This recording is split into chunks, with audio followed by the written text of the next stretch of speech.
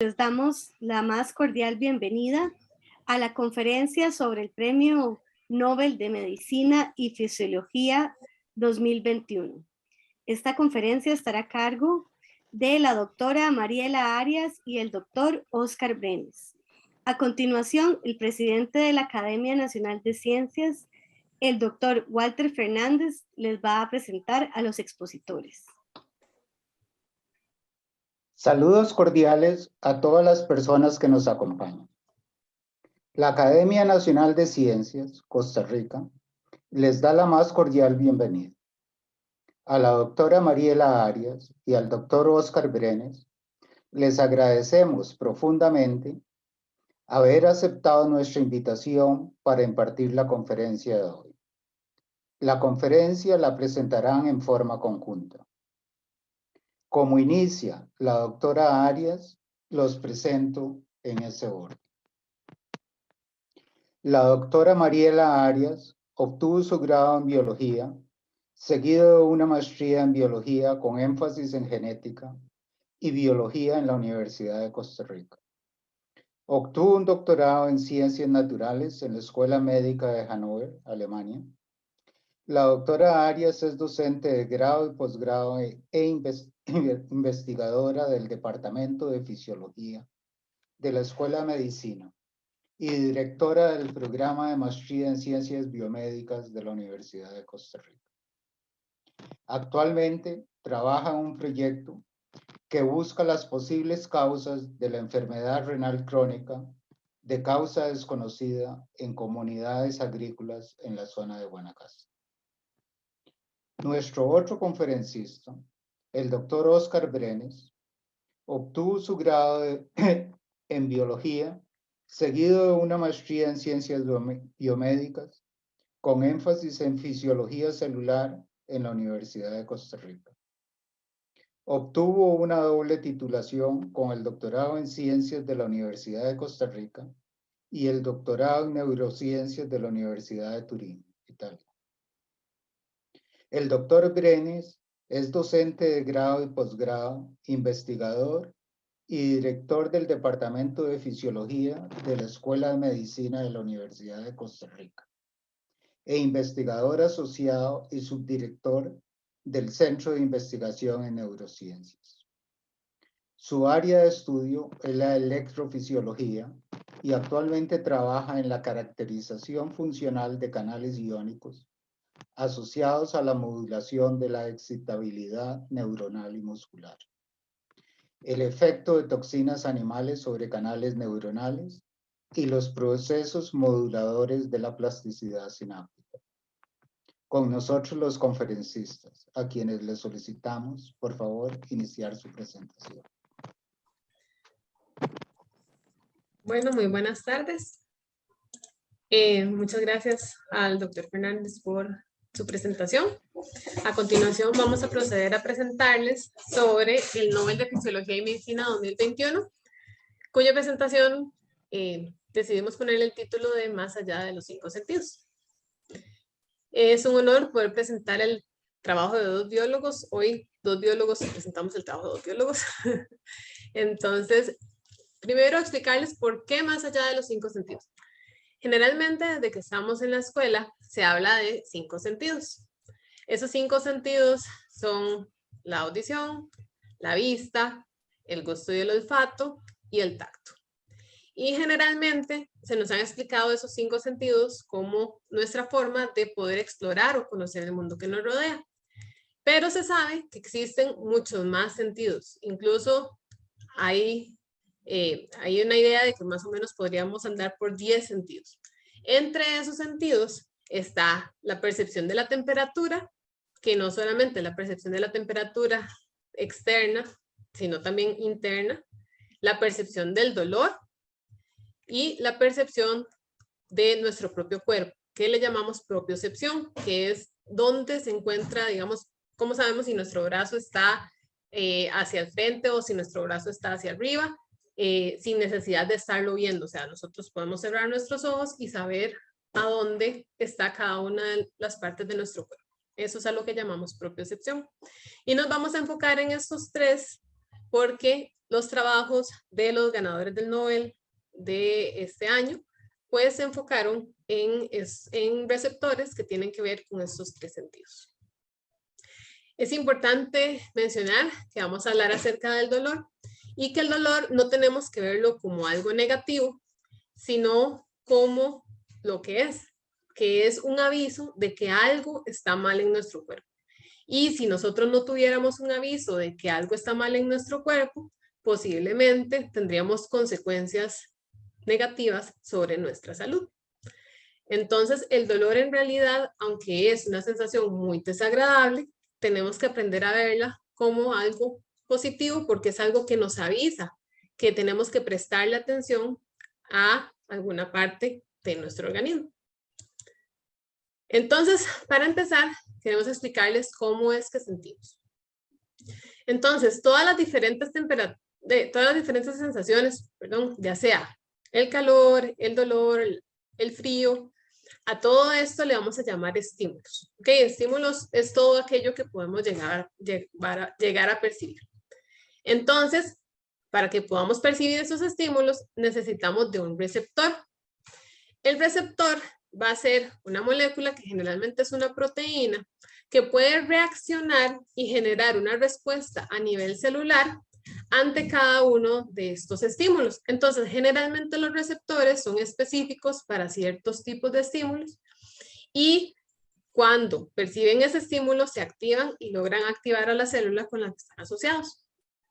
Posteriormente, esa señal va a viajar por lo que llamamos una vía aferente, que generalmente es una neurona, que va a llevarlo hasta el sistema nervioso central, en donde se va a dar la integración.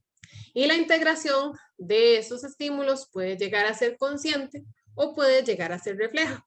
Como por ejemplo, cuando vamos a un lugar muy frío, podemos sentir el frío y podemos decir, ok, estoy sintiendo mucho frío, y esto nos lleva incluso a respuestas conductuales como irnos a poner un abrigo. ¿Ok? Esa sería una respuesta en la cual nosotros conscientemente sabemos que tenemos frío. Pero pueden haber otras respuestas que son completamente reflejas, como cuando tocamos una olla que está caliente. Cuando tocamos una olla que está caliente sin darnos cuenta, automáticamente retiramos la mano.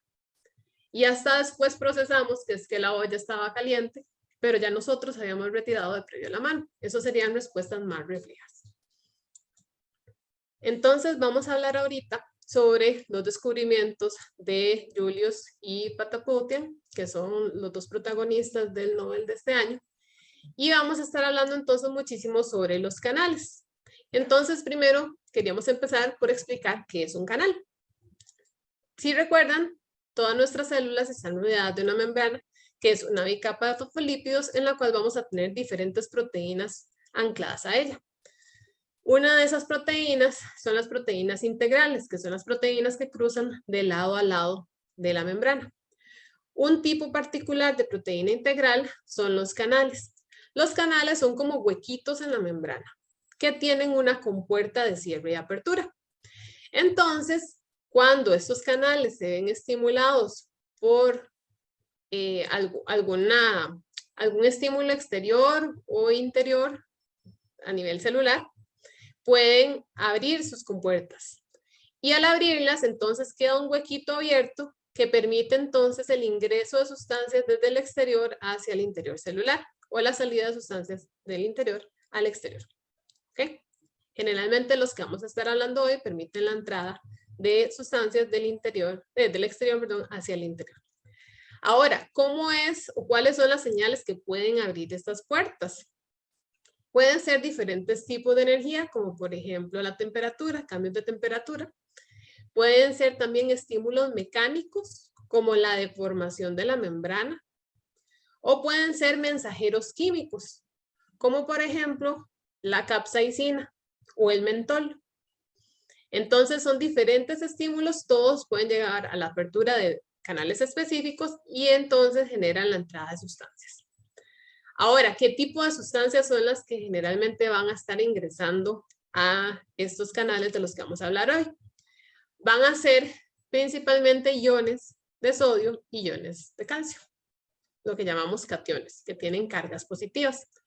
Entonces, mucha gente posiblemente ha escuchado hablar de los electrolitos, que cuando estamos deshidratados tenemos que reponer el sodio, tenemos que reponer el calcio, que en realidad la importancia de reponerlos es porque son moléculas cargadas y al estar cargadas, cuando pasan de un lado al otro de la membrana, generan corrientes eléctricas. Y esto es al final lo que nos lleva a pasar de una señal o un estímulo químico, mecánico o, en el caso de la temperatura, de energía, a una señal eléctrica que puede ser interpretada por nuestro sistema nervioso.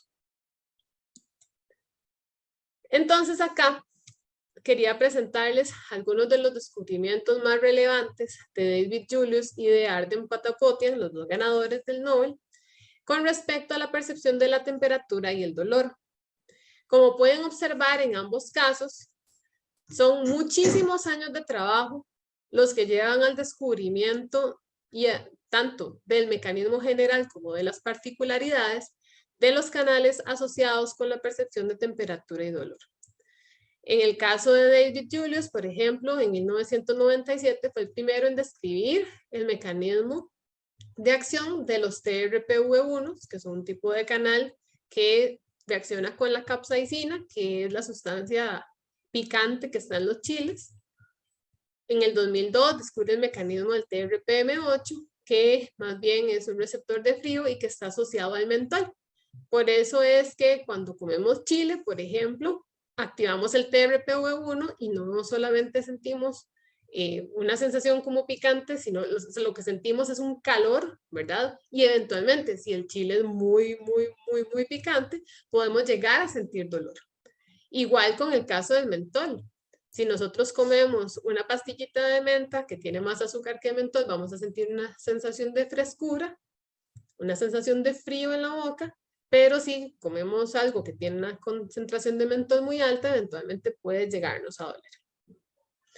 Así también descubrió en el 2004 el TRPA1 y después pudo observar entonces efectos de toxinas o cambios en la activación o otros usos que tienen otros animales de estos canales, como por ejemplo las serpientes que tienen los canales TRPA1 asociados como sensores infrarrojos en diferentes especies y sobre todo en el estudio de cómo funcionan estos canales en el humano, la percepción de temperatura y percepción de dolor y cómo se modulan. En el caso de Arden Patapotian, él en el 2002 explica el mecanismo del TRPV3, profundiza en el mecanismo del TRPM8, profundiza también en el mecanismo asociado a TRPA1 que había sido previamente descrito por David Julius, también en la sensibilidad, los cambios de sensibilidad del TRPV1 que también había sido descubierto por David Julius, y el rol de estos canales en varios procesos fisiológicos como lo es el TRPV3 en el rol de la cicatrización. Aquí estoy obviando muchísimos otros artículos que tuvieron, sí, traté de escoger como los más significativos. Entonces, vamos a hablar un poquitito acerca de la percepción de temperatura y dolor. Entonces, el primero que vamos a ver es el mecanismo de acción de los TRPV1. Entonces, esta es la estructura de un canal TRPV1, esa sería la vista lateral, y esta sería viendo el canal desde arriba. Los canales tienen este huequito en el centro que pueden observar, que ese sería el poro por el cual van a hacer entrada los iones cuando se abre. Entonces, acá tenemos un grafiquito, ¿verdad? En donde vamos a tener, o vamos a observar que conforme aumenta la temperatura, que es lo que tenemos en el eje X, aumenta también las corrientes que pasan a través de esos canales. Y esos canales, como podemos observar acá, pueden ser activados por el calor y pueden ser activados por la capsaicina. Entonces, dentro de los experimentos que desarrolló Julius, examinó diferentes tipos de chile que tienen diferentes concentraciones de capsaicina para ver cómo reaccionaban estos canales y se da cuenta que entre mayor cantidad de capsaicina, pues tenemos corrientes más grandes en esos canales.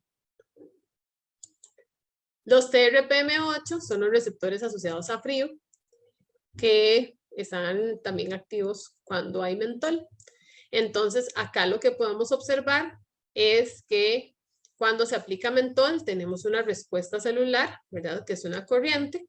El gráfico tal vez es un poquitito más difícil de ver o de entender porque la corriente aquí está en 0 y aquí, como están en nanomperies, cuando va hacia abajo es una mayor corriente. Entonces, generalmente, cuando nosotros vemos un gráfico de estos, pensamos que entre más arriba es mayor, pero en el caso de estos gráficos en particular, aquí está el 0, entonces entre más abajo estemos, mayor es la corriente.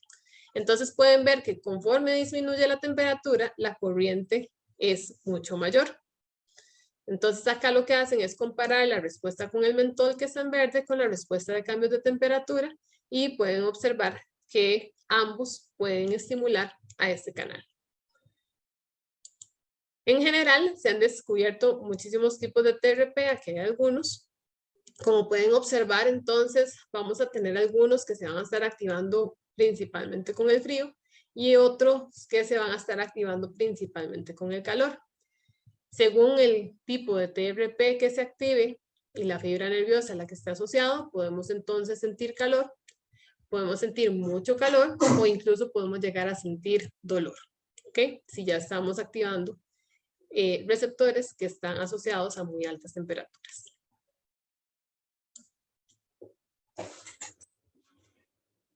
Bueno, entonces para seguir con lo que está hablando mi compañera y también para extender mi agradecimiento por la invitación, si queremos conectarnos con lo que dijo, imagínense que esta clasificación de los 5 sentidos la hizo Aristóteles en el año 300 antes de Cristo. Yo siempre trato de recordarle eso a mis estudiantes y seguimos usándola y sigue como en el inconsciente colectivo. Pero realmente hay muchísimos otros sentidos y aquí mi compañera empezó a hablarles de algunos. ¿Cómo es que nosotros percibimos entonces estas energías como la temperatura o los estímulos nocivos? Bueno, pongo el uso del ejemplo que dio ella cuando tocan una olla. El momento que uno toca una olla caliente, uno percibe que la tocó y hasta dentro de unos pequeños segundos, unos cuantos segundos empieza a sentir que está caliente y luego empieza a sentir dolor. ¿Qué es lo que pasa? Que cuando tocaron la olla se crearon deformaciones en la piel y esa deformación provocó la activación de ciertos canales sensibles a la deformación mecánica, que vamos a hablar ahora más tarde, y eso activa una neurona muy rápida que manda señales rápidamente hacia el cerebro y cuando la señal llega al cerebro nos volvemos conscientes de la presencia del estímulo mecánico. Pero luego el calor de la olla empezó a pasarse al dedo. Entonces, conforme va pasando el calor, va aumentando la temperatura. Esta gráfica, cada una de esas graditas es aumento en temperatura, digamos de alrededor de 30 grados Celsius, 35, 40, 45, 50 grados. Conforme el calor va a ir pasando y va a ir calentando la piel, los receptores térmicos que tienen estos canales empiezan a activarse. Entonces, cada uno de esos palitos es activación neuronal. Esas neuronas, conforme va aumentando la temperatura, van activándose con mayor y mayor intensidad y va mandando una señal que se va a llevar al cerebro y en estructuras cerebrales relacionadas con la integración de la temperatura, al activarse nos vamos a dar cuenta que esa olla estaba caliente. Y conforme más calor pasa al dedo, más caliente la sentimos. Y eventualmente el calor es tan alto y ahí estamos pasando sobre los 45, 50 grados Celsius. Ahora se van a activar neuronas, otras neuronas, que tienen un umbral de activación mayor, que requieren un estímulo más fuerte, y esas neuronas más bien van a estar relacionadas con la percepción del dolor. Esa misma señal térmica ya no va a estar relacionado con percibir la temperatura, sino que ahora va a empezar a doler. ¿Y por qué es que mi percepción es diferente con el dolor? Porque es otra neurona que tardó más en activarse y que después manda la señal hacia otras estructuras cerebrales. Y dependiendo de a qué estructura llegue, yo voy a tener la percepción de que eso era calor o de que era dolor. Entonces yo empecé ya a clasificar esos tipos de percepciones. Yo tengo la termorrecepción, cuando es temperatura, y la nocicepción, de nocere, que significa dolor en latín. Entonces estos canales nos permitieron empezar a describir cómo funcionaban estos mecanismos sensoriales que iban más allá de lo que nos decía Aristóteles. Después empezaron a aparecer más mecanismos. Entonces resulta que la comezón es otra modalidad sensorial, aparte del tacto y aparte de la temperatura y aparte del dolor. Hay neuronas también en nuestra piel que tienen la capacidad de responder a ciertos mensajeros químicos. Esos mensajeros, cuando llegan a estar en contacto con la neurona, van a ir a interactuar con diferentes tipos de receptores que hay en la membrana de las neuronas, y esos receptores van a activar mecanismos intracelulares que van a ir a actuar sobre canales como el TRPV1 que ya estuvimos hablando, que se descubrió gracias a nuestros laureados. Una vez que las señales intracelulares activan al TRPV1, se abre y empieza a generar esa entrada de cargas eléctricas que ya les mencionamos. Esas cargas eléctricas entrando van a activar a la neurona, y la neurona va a mandar una señal por su propia vía neuronal hacia el cerebro, y eso nos va a dar la percepción consciente de la comezón. Mismo canal, diferentes neuronas, diferentes partes del cerebro, diferentes modalidades sensoriales empezamos a experimentar. Más modalidades vamos a hablar ahora más tarde en la presentación, pero esto es solamente un ejemplo de cómo el trabajo de estos investigadores nos ha permitido llegar a conocer mejor cómo nuestro cuerpo interactúa con las diferentes energías que hay en el medio ambiente. Ahora, no solamente nos permitió entender cómo interactuamos con energías, sino también cómo pueden ir cambiando nuestra interacción con el ambiente en función del día a día. Pongo un ejemplo. Tocar una olla. La olla les provocó un daño en la piel. Entonces ahora esa piel está sensible. Y ustedes esa piel sensible la tocan suavecito y les duele. Y la tocan duro y les duele mucho más de lo que normalmente debería doler. Eso se llama sensibilización al dolor. ¿Qué es lo que pasó ahí? Que si cuando tocaron la olla se dio un daño en la piel, esos daños empiezan a liberar una serie de moléculas que en conjunto llamamos el cóctel inflamatorio. Y estas moléculas pueden ir a interactuar con las neuronas que mandan la señal de dolor, lo que llamamos los nociceptores. Y esas neuronas mandan la señal al cerebro de que ahí duele. Y eso es un papel positivo del dolor, porque si esa zona está dañada y duele, uno deja de utilizarla. Y eso evita que el daño se extienda, lo que es positivo. Pero si el daño se mantiene por mucho tiempo, se puede volver ya una cosa patológica. Ahora, esa sensibilización entonces nos protege de extender el daño. Cuando, por ejemplo, tocaron la mano suavemente y provocó dolor, eso se llama alodinia en jerga fisiológica. Y si ya destriparon duro, lo que debería generar dolor, y genera un dolor muy intenso, eso se llama hiperalgesia.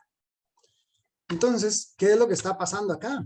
Que de nuevo, estas moléculas del cóctel inflamatorio, interactuando con diferentes receptores de membrana, pueden ir a modificar a esos canales como el TRPV1, aumentando la cantidad de canales en la membrana de la célula, aumentando la probabilidad de que se abra, haciendo que ante estímulos pequeños el canal se abra, active la neurona de dolor y yo rápidamente sienta dolor con estímulos que normalmente eran inocuos. Lo que llamamos sensibilización al dolor. Y luego viene la parte de que nosotros ante el dolor vamos a empezar a desarrollar diferentes respuestas.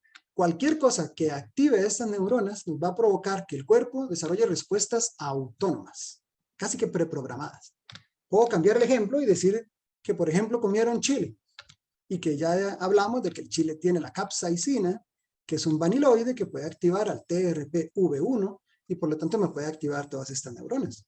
¿Qué pasa si ese chile era bien fuerte? Si alguna vez vimos a alguien comerse un chile fuerte, empezó a sentir dolor, empezó a sentir que se le quemaba la boca, ya sabemos por qué, porque activa neuronas termosensibles y nociceptoras, pero luego se le empezó a hinchar la cara, y luego se empezó a poner rojo, y empezó a sudar. Esas son respuestas autónomas que se generan por la activación de estas neuronas. ¿Por qué? Porque esta misma neurona de dolor, cuando la activó la capsaicina, liberó mensajeros químicos que actúan sobre los vasos sanguíneos. Entonces el vaso sanguíneo se dilata y empieza a llegar más sangre. Y la sangre es rojita, la sangre oxigenada es roja. Entonces la llegada de más sangre a esa parte va a hacer que la zona se ponga roja. Por eso se le puso roja la cara. Y además, al vasodilatarse el vaso sanguíneo, valga la redundancia, empieza a escapar líquido del vaso hacia el tejido circundante. Ese montón de líquido que empieza a acumularse genera que se hinche esa zona del cuerpo. Entonces lo vemos con la cara roja hinchada. Y luego, como mencionó también mi compañera, estas neuronas pueden mandar señales al cerebro y hacer que se desarrollen respuestas ante el frío o respuestas ante el calor. Entonces, ¿cuál es la respuesta normal cuando hace calor? Empezar a sudar. Al haber yo activado no solamente neuronas de dolor por el chile, sino neuronas de temperatura asociada a la temperatura caliente, se mandó una señal al cerebro de que allí estaba caliente, a pesar de que la temperatura era normal, pero se dio la percepción consciente de calor y se mandaron señales a estructuras que van a generar respuestas como la sudoración. Entonces la cara se le hinchó, se le puso roja y empezó a sudar.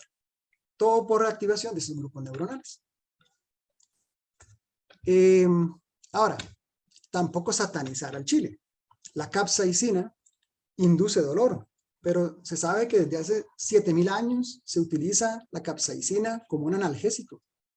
Y hay reportes desde los 1800, reportes en literatura, que dicen que puede servir para quitar el dolor. Entonces tiene una función en lo que llamamos la analgesia. ¿Cómo es que la capsaicina induce analgesia? Aplicaciones de bajas concentraciones de capsaicina a lo largo del tiempo, o sea que ustedes se ponen un poco 3, 4 veces al día por 6 semanas, esa capsaicina en baja concentración actuando en estos canales, en los TRPV1, va a provocar una desensibilización del canal. Entonces, como la activación de la neurona dependía del canal, ahora la neurona se activa menos, y si esa es una neurona que transmite dolor, ahora duele menos. Si la concentración de capsaicina es todavía mayor, aunque todavía estamos hablando en valores de menos del 1% de capsaicina, la activación del canal va a hacer que entre todavía más calcio, y ahora se van a empezar a bloquear una serie de proteínas celulares que son necesarias para que la neurona mande la señal al cerebro. Entonces, ante una mayor concentración, esa neurona ya no manda señales, lo que llamamos un bloqueo funcional. Y aún mejor, o aún más intenso, a nivel hospitalario, uno puede aplicar concentraciones de capsaicina altísimas, que ya no estamos hablando de menos del 1%, sino de más del 8%.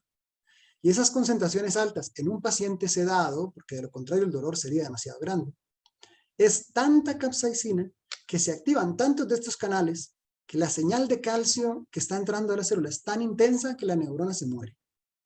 Activa una serie de mecanismos intracelulares que provocan retracción de la neurona, que provocan daños mitocondriales, que es la fábrica energética de la neurona, y entonces la neurona empieza a suicidarse por un proceso que se llama la apoptosis.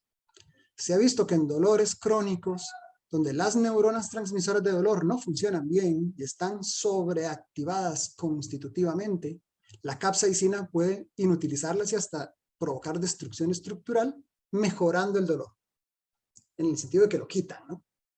Y aún más intenso, si se mete la capsaicina de forma subdérmica, debajo de la piel, esa capsaicina se distribuye por el cuerpo y puede ir a actuar directamente en el cerebro. Entonces en el cerebro puede ir a actuar ciertas estructuras que, si se activan, van a mandar una señal descendente hacia la médula espinal, que es por donde entra la señal de dolor, y van a bloquear la señal de entrada. Es un sistema que llamamos el sistema endógeno de analgesia y que nos permite bloquear el dolor. Ese sistema endógeno es, por ejemplo, el que se activa cuando uno se hace un daño practicando algún deporte y no le duele, pero luego cuando deja de practicarlo le empieza a doler. Esto es porque cuando estaba practicando el deporte, el sistema endógeno de analgesia estaba bloqueando el dolor, pero cuando dejó de practicarlo, dejó de funcionar el sistema endógeno. La capsaicina puede poner a actuar las mismas estructuras del sistema endógeno de analgesia y bloquear la señal de dolor. Entonces tiene funciones también a nivel hospitalario como analgesia. Por supuesto, esos parches que la gente se compra, que se lo ponen una vez, eso no funciona. Pero si se hace de manera repetida en bajas concentraciones o en altas concentraciones, dirigido por un profesional en salud, pues puede tener funciones analgésicas. Y lo último que voy a mencionar aquí de estos receptores es que, como ya mencionamos antes, los mecanismos reguladores de la temperatura, que son mecanismos autónomos de nuestro cuerpo, dependen de las señales de estas neuronas. ¿Por qué? Porque si de repente yo estoy en una situación donde hace mucho frío, se me abren canales como el TRPM8 y eso me va a activar neuronas sensibles al frío y eso va a mandar una señal hacia el hipotálamo, que es el centro regulador de la temperatura del cuerpo. y el hipotálamo va a activar respuestas termogénicas. Entonces empezamos con escalofríos, empezamos a temblar y eso genera calor. Se genera la activación de un tejido que se llama la grasa parda, que puede generar calor. Se me genera vasoconstricción en los vasos periféricos y eso evita la pérdida de calor. Y entonces, en esas condiciones de frío, yo genero calor y evito la pérdida. Pero, si más bien lo que estoy es expuesto a una señal caliente, o por ejemplo, a capsaicina de un chile picante, se me activan receptores sensibles al calor, mandan señales al hipotálamo, y entonces disminuye los escalofríos. En vez de vasoconstricción, ocurre vasodilatación. Se me activan las glándulas sudoríparas, entonces empiezo a sudar y empiezo a perder calor. Nuestro cuerpo activa cada uno de estos reflejos termorreguladores en función del equilibrio de actividad que hay entre las neuronas que tienen TRPV1 y las neuronas que tienen TRPM8. Entonces, nuestra capacidad de regular la temperatura en gran medida depende también de este tipo de neuronas. Las mismas neuronas que están participando en la percepción consciente de la temperatura, del dolor y de la comezón, están permitiendo a nuestro cuerpo regular de manera homeostática nuestra temperatura corporal. Y con esto ya terminaríamos un poco de hablar de temperatura y nos vamos a pasar a hablar de otras modalidades. Me desplazo. Bueno, vamos a continuar entonces con lo que son los mecanorreceptores. Como yo les explicaba antes, los canales, que son esos poros con tapita que están en las membranas celulares y que pueden ser regulados, podían activarse por diferentes estímulos. Uno de ellos son los estímulos mecánicos. Entonces, los estímulos mecánicos es cuando existe una deformación directa sobre la membrana. Y Arden Patapoutian descubrió los piezo. Los piezos son canales que son mecanosensibles. Eso quiere decir que cuando hay una deformación de la membrana se van a activar. Y se ha descubierto que tienen un papel en un montón de procesos fisiológicos normales que son muy importantes. Entonces, hay participación de los pies en el dolor. En una de las figuras que presentó ahora el doctor Brenes, se podía ver cómo interactuaban en algunos otros procesos los TRPV1 con los pies. En los procesos de propiocepción, que es saber dónde están las partes de mi cuerpo en un determinado momento. En la vía aérea, en procesos de audición y en procesos incluso de micción, ¿okay? Que es la sensación que tenemos nosotros al momento de ir a orinar. Entonces, ¿qué son los piezo? Los piezos son canales que van a tener una estructura muy particular, que tienen estas aspas, estas hélices, ¿verdad? Eso los diferencia en su estructura de muchos canales porque son muy pocas las proteínas que tienen este tipo de estructura de hélice. Y esas hélices van a formar las proteínas piezo que van a interactuar entre ellas en estas repeticiones de piezo, ¿verdad? Que van a interactuar entre ellas y van a interactuar también con los fosfolípidos de la membrana. Entonces, cualquier deformación que ocurra en la membrana, estas repeticiones de los piezo pueden sensarlas y pueden sentirlas. Cuando ocurre un estímulo, entonces esta estructura central va a tender a abrirse y al abrirse entonces permite la entrada de iones. ¿Okay? Entonces acá lo que podemos ver es uno de los registros originales de las primeras publicaciones sobre los mecanismos de piezo, en donde tenemos acá la celulita y a la celulita se le hace un estímulo con electrodo piezo. De ahí el nombre del canal. Esta gradita de acá es el estímulo mecánico, ¿verdad? Entonces el estímulo mecánico se da durante varios milisegundos y conforme se va aumentando el estímulo mecánico, también se va aumentando la respuesta celular. ¿Okay? Y lo que ahí hicieron fue comparar la respuesta entre células que no tenían los canales piezo y células que sí tenían los mecanorreceptores o canales piezo. Y se ve que entonces son los piezo los que logran generar entonces una respuesta celular importante y por lo tanto son esos receptores mecánicos. Pero entonces, ¿para qué sirven los mecanorreceptores? ¿En qué procesos intervienen? Entonces, intervienen en muchísimos procesos, entre ellos el de la micción.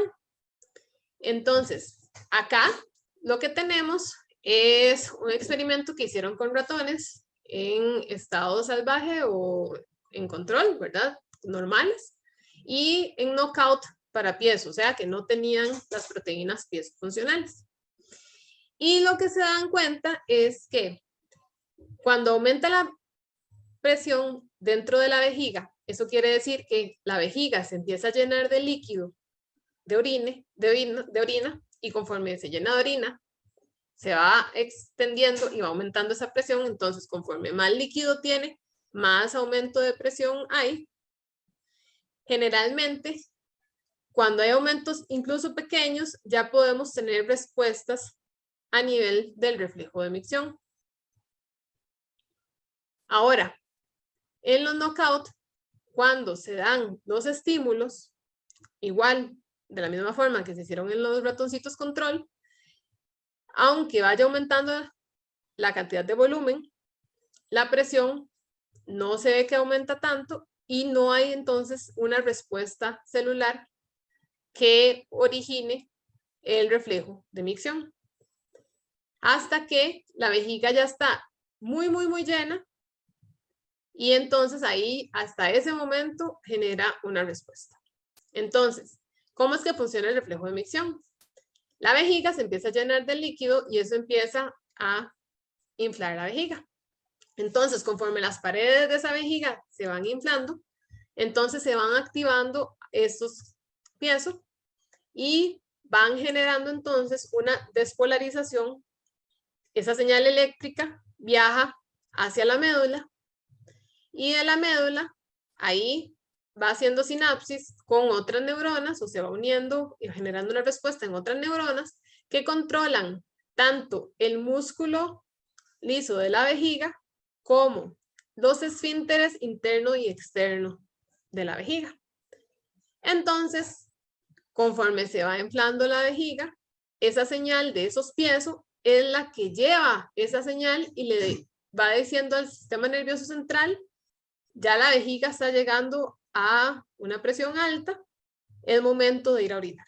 Y en ese momento, entonces, hay otra neuronita que no está en el dibujo, que sube al sistema nervioso central, nos damos cuenta de que tenemos ganas de orinar, y si en ese momento podemos ir al baño a orinar, entonces se relaja el esfínter interno, se relaja el esfínter externo, que ese es el que logramos controlar nosotros, y podemos entonces orinar, descargando así la vejiga, disminuyendo así la presión sobre las paredes de la vejiga, y al disminuir la presión, entonces la vejiga se retrae y los pies entonces vuelven a su estado cerrado.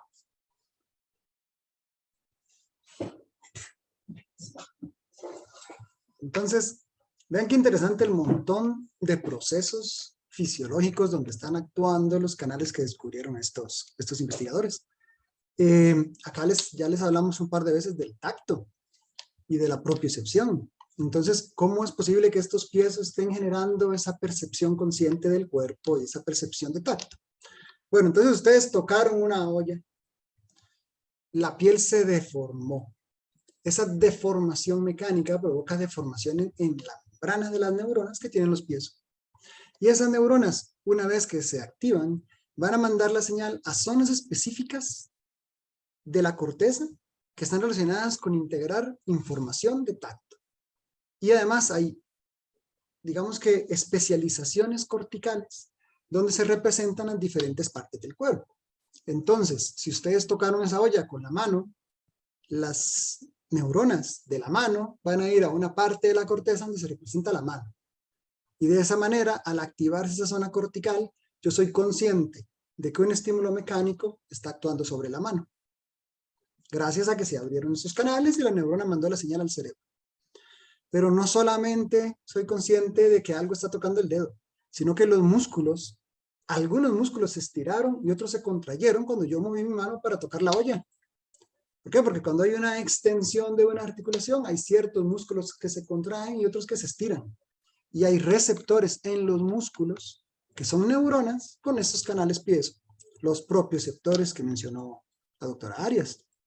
Entonces, cuando ese músculo se estira de una parte del cuerpo y en otra parte del cuerpo músculos se contraen y generan tensión sobre los tendones, esos cambios físicos van a activar neuronas sensoriales con piezos que van a mandar la señal a otra zona cortical que va a estar relacionada con la percepción del grado de longitud muscular y con el grado de tensión muscular.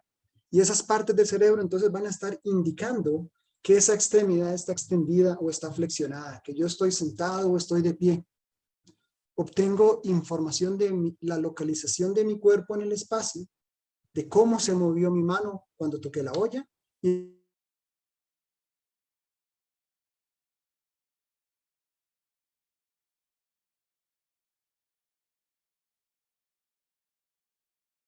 porque si yo toco algo pequeño, yo doblo las articulaciones y eso estira.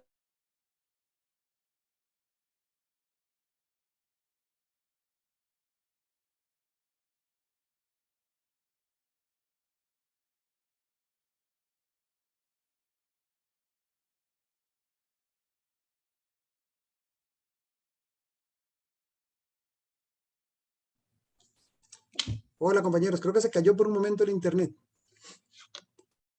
¿Se ve en este momento? Me parece que sí, pero ya se te ve y se te escucha muy bien. Perfecto, muchísimas gracias. Entonces decía que incluso estos receptores permiten predecir el tamaño de las cosas. ¿Por qué? Porque la piel se estira de un lado de las articulaciones cuando se flexiona. Entonces, si la olla era muy pequeña, yo la agarré flexionando las articulaciones, la piel se estira y eso me activa mecanorreceptores que mandan señales a la corteza y me indican que lo que estoy agarrando es pequeño. Y en cambio, si la olla era muy grande y tuve que distender la mano, ya no existe estiramiento de un lado de la piel, sino del otro. Y se mandan señales que le permiten al cerebro predecir el tamaño de lo que yo estoy agarrando. Y estas cosas no solamente son importantes para que yo me vuelva consciente de que toco o consciente de mi cuerpo en el espacio, sino incluso para poder moverme. ¿Por qué? Porque cada vez que el cuerpo programa un plan motor, ese plan motor primero se alimenta de la información sensorial que está llegando al cerebro. Si yo me voy a levantar a ir a coger la olla, primero tengo que estar consciente que estoy sentado. Entonces, todos estos propioceptores y los receptores articulares y los receptores de la piel están mandando señales al cerebro.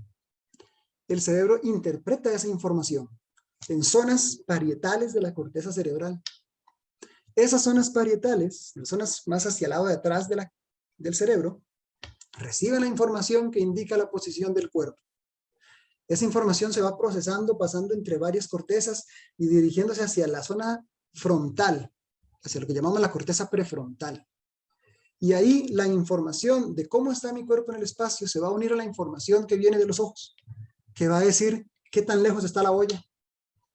Y se va a unir a información que viene de los oídos, que le va a decir que ya el pitito de la olla está sonando. Entonces la corteza prefrontal toma toda esa información y organiza un plan motor, toma la decisión de moverse, lo comunica a las cortezas motoras, y las cortezas motoras mandan la señal a través de neuronas hacia el músculo esquelético. El músculo esquelético se recluta, yo empiezo a moverme, genero fuerzas que van a hacer que mis articulaciones se muevan. Mientras me estoy moviendo y ejecutando el plan motor que solamente pudo ser creado gracias a la información sensorial, mientras me estoy moviendo, estoy generando nueva información sensorial, porque ahora mis músculos están cambiando en cuanto a cuáles se contraen y cuáles se relajan. Esa información sensorial nueva es sensada, ¿no? Activa de nuevo a los mismos receptores musculares que comenzaron la historia y a los mismos receptores epiteliales que mandaron la señal a la corteza. Esos receptores mandan otra vez la información al cerebro de cómo se está ejecutando el movimiento. Entonces el cerebro genera un plan motor basado en esa información sensorial y mientras lo está ejecutando recibe nueva información sensorial, propioceptiva, táctil, que le indica si el plan motor se está ejecutando de la correcta manera. Si el plan motor no es correcto, manda señales que modifican el grado de actividad de los músculos. Incluso los mismos receptores sensoriales propioceptivos pueden ayudar a reclutar las neuronas que van a activar al músculo. Entonces hay una constante retroalimentación sensorial mientras me estoy moviendo, y todo eso depende de una percepción casi que inconsciente de mi cuerpo en el espacio, porque eso se está procesando entre cortezas, pero son los mismos receptores que se encargaban de que yo me vuelva consciente de cómo está mi cuerpo. Y son importantes, sí. Vean, estos, por ejemplo, son ratoncitos donde bloquearon la producción de los canales piezo. Normalmente a un ratón, si uno lo levanta de la cola, tiene extensión de las 4 extremidades, o por lo menos de las 2 traseras, pero en un ratoncito donde bloquean la producción de los piezo, las extremidades se comportan de manera anómala. Entonces, en vez de estirarse, se entrecruzan. Y si lo ponen en el piso para que el ratoncito se mueva, el ratón es incapaz de moverse, teniendo sobreextensiones articulares. Al no estar llegando las señales de la manera correcta al cerebro, el ratón no puede generar un adecuado control motor. Y en humanos se ha visto, sí, hay patologías en pacientes donde se han visto mutaciones en los pies y también tienen posiciones articulares anómalas, e incluso puede ser que los músculos de los 2 lados del cuerpo se recluten de manera asimétrica, y entonces del lado izquierdo el músculo tira más, del lado derecho tira menos, entonces empieza a provocar deformaciones que pueden conducir a la escoliosis. Entonces también el control motor es necesario, estos receptores. Y por último, incluso la presión arterial es necesaria para poder, requiere el funcionamiento de este tipo de canales. ¿Por qué? Porque resulta que la presión dentro de los grandes vasos es sensada en función de cómo se distienden los vasos. Entonces, la presión arterial provoca distensión en algunos vasos sanguíneos, y algunos de esos vasos tienen neuronas mecanosensibles alrededor del vaso, y esas neuronas tienen piezos. Por lo tanto, si hay una alta presión arterial, se distiende el vaso, se activan las neuronas y se mandan señales a centros integradores que van a desarrollar una respuesta autónoma que va a provocar tal vez una disminución de la frecuencia cardíaca y vasodilataciones, y entonces baja la presión arterial. Y de esa manera el cuerpo compensa esa alta presión inicial. O bien opuesto, si la presión arterial cae, disminuye la actividad de estas neuronas y se desata una respuesta autónoma que sube la presión arterial. Entonces, incluso un mecanismo inconsciente es modulado gracias a estos canales.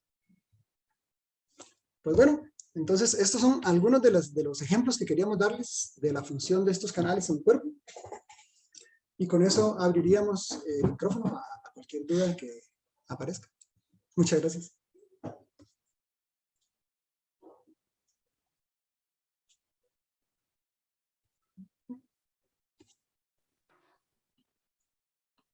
Pueden hacer las preguntas desde la pestañita de preguntas y respuestas para las personas que están en el Zoom.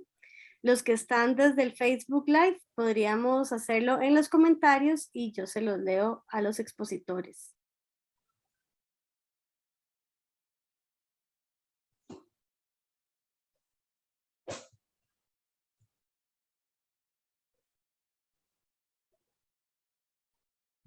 Los dejamos sin palabras. Es que era demasiado bonito.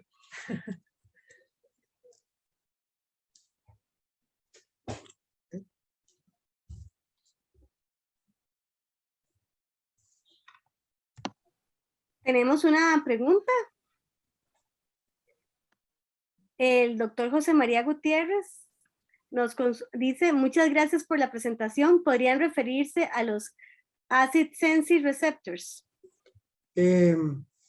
Vamos a ver, estos en realidad no, hasta donde es mi conocimiento, no están relacionados con los descubrimientos de Julius y de Pataputian, pero es para la población, es un tipo de canal mecanosensible parecido, por ejemplo, a los TRPs, a los piezo, en el sentido de que la deformación de la membrana también puede llevar a que se abra. Tienen una particularidad de que también pueden abrirse en presencia de estímulos ácidos. Desde el Facebook otros. Pueden abrirse también en presencia de ácido. Entonces, por poner un ejemplo, los TRP se abren ante estímulos químicos como la capsaicina o el mentol. Los ACID se pueden abrir en presencia de hidrogeniones, Cuando el pH baja y hay un estímulo ácido, el canal se abre e igual puede conducir a la entrada de cargas positivas y a la activación de las neuronas que tienen estos ASIC. Muchas de las neuronas que mencionamos, de tacto, por ejemplo, tienen piezo y además tienen ASIC. Entonces, son canales que ayudan a esa propiedad mecanosensible que tienen estas neuronas. ¿Tiene algo que ver? Es decir una cosa, los piezo y los TRP son algunos de los canales de estas neuronas, pero no son los únicos. Hay muchísimos más canales, aparte de los generados por estos laureados, que interactúan entre sí y dependiendo de las diferentes poblaciones de canales, así las neuronas se activan con estímulos más fuertes, con estímulos más débiles, qué sé yo, por ejemplo, si ustedes sienten dolor porque picaron cebolla, esas neuronas que generaron dolor ya no son por los TRP, sino por el TRPV1, sino por el TRPA1, que va a reaccionar con otras moléculas que hay en la cebolla, como una que se llama la alicina. Entonces, cada uno de estos canales, como los ASIC, los TRIPS, los piezos, dependiendo de las poblaciones neuronales, van a hacer que cada neurona tenga sus propias sensibilidades. Quizás eso es lo más interesante de cada neurona, su capacidad de responder a diferentes tipos de energía. Espero que eso sea suficiente. Muchas gracias, José María, por la pregunta. Siempre un placer.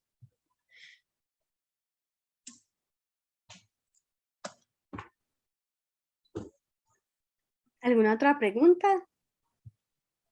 Igual si en algún momento alguien tuviera algo que agregar o compartir, se puede facilitar después los correos si alguien quiere escribirnos. Estamos siempre bienvenidos. Bueno, es que estuvo muy clara, muy linda estuvo la presentación. En todo caso va a quedar grabada, ¿verdad? Por cualquier cosa. Sí, tratamos de hacer un repaso general, digamos, de los principales descubrimientos. Obviamente no nos íbamos a meter como en todos los TRPs y la función de cada uno, porque no nos alcanzan 45 minutos.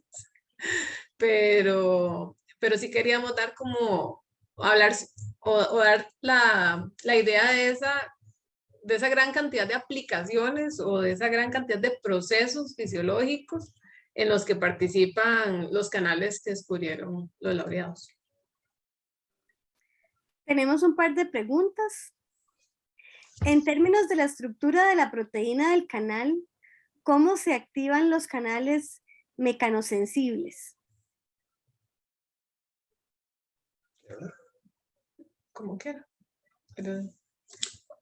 ¿Cómo se activan? Sí.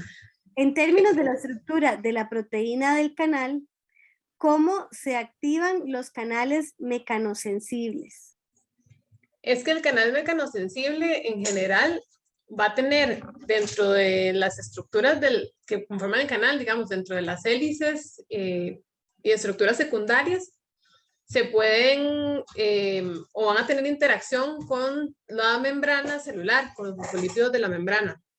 Entonces, al momento en que hay una deformación en alguna parte cercana al canal o en la vecindad del canal, entonces esa deformación, como los fosfolípidos están interactuando, digamos, si esas son las unidades del canal, los fosfolípidos están interactuando, al moverse la membrana también se mueven los fosfolípidos asociados a las unidades de piezo, por ejemplo, si fueran los piezos. Entonces, al moverse, esto genera que toda la estructura de la proteína cambie y entonces termine de abrirse. Y ahora que, interesantísima pregunta, porque incluso hay cosas que todavía no están muy claras. Por ejemplo, se cree que pueden tener más de un camino iónico. Entonces, esta tiene estas hélices, como menciona la doctora Arias. Entonces, como que uno se imagina una membranita de una célula, que son redondas, las hélices metidas en la membrana, y cuando algo presiona la membrana y la membrana se deforma, las hélices se doblan y van a hacer que se abran diferentes caminos para el paso de los iones. Entonces, la fuerza física de la deformación o la tensión de los fosfolípidos actuando sobre la estructura, lo que va a hacer que cada uno de los componentes proteicos se deforme, se separe y permita el paso de iones por diferentes caminos, por diferentes vías iónicas. Entonces, eso es lo que hace que si la célula está insertada en la piel o en un órgano, la deformación del órgano deforma a la neurona, la deformación de la neurona deforma al canal, y la deformación del canal va a hacer que ciertas estructuras móviles se muevan y se abran los poros, básicamente. Luego está la selectividad. ¿Qué ion pasa? Porque por ahí pueden pasar diferentes tipos de iones. Entonces, dependiendo de la composición de la proteína, de los aminoácidos que forman el poro por donde van pasando, sí pueden pasar diferentes iones. Entonces, por ejemplo, estos los llamamos canales inespecíficos de cationes, porque los mecanosensibles dejan pasar diferentes iones de carga positiva. Dejan pasar sodio, dejan pasar calcio. Entonces, se abren por deformación mecánica. ¿Qué cosa pase? Depende de cada uno de los aminoácidos que conforman la proteína en lo que llamamos la sección del poro de selectividad. Sí, nada más como para agregar, no específicamente con la estructura de los piezo, pero sobre canales mecanorreceptores, hay canales que no necesariamente están asociados con los fosfolípidos de la membrana, sino que cuando se deforma el citoesqueleto, que es como el andamiaje que forma el interior celular, se activan proteínas que generalmente son roquinasas, que son proteínas que fosforilan al canal y entonces hacen que este canal se abra. Entonces, son mecanosensibles porque al final responden a un estímulo mecánico, pero el estímulo mecánico no es sensado propiamente por el canal per se, sino por deformaciones en el citoesqueleto que generan otros mensajeros que hacen que este tipo de canales se abran. Entonces va a depender también mucho del tipo de canal. En el caso de los piesos, sí es la interacción con los fosfolípidos de la membrana. Tenemos otra consulta que dice, ¿por qué no funcionan los parches de chile para aliviar el dolor? Es que estos parches que venden a nivel comercial tienen concentraciones muy bajas de capsaicina. La única forma en que una concentración baja tenga un efecto duradero es si se utiliza de manera repetida a lo largo del tiempo. Entonces, si se sistematiza su utilización, pueden funcionar, pero la mayoría de la gente no hace eso. La mayoría de la gente se compra uno, se lo pone, siente calorcito, que realmente no es calor, es la capsaicina actuando en las neuronas termosensibles. Y si lo que tenía era, por ejemplo, una contractura, esa sensación puede hacer que se relaje un poco el músculo, pero no va a quitar dolor si realmente el dolor es producido, por ejemplo, por activación de nociceptores, por, qué sé yo, por un dolor crónico, no se va a quitar con una utilización de un parche. Un dolor por una contractura podría quitarse, pero dolores más fuertes requieren un tratamiento a lo largo del tiempo y la mayoría de la gente no lo hace. Si lo hicieran de la manera adecuada, sí pueden tener un efecto. Un defecto de estos parches es que la mayoría no dice qué concentración de capsaicina trae. Entonces es un poco difícil poder organizar una sistematización, un tratamiento sistemático si uno ni siquiera sabe qué concentración trae. Entonces no son tan recomendados como ir y comprarlos, pero bien, digamos, enviados por un profesional en salud y siguiendo el protocolo adecuado, sí pueden funcionar.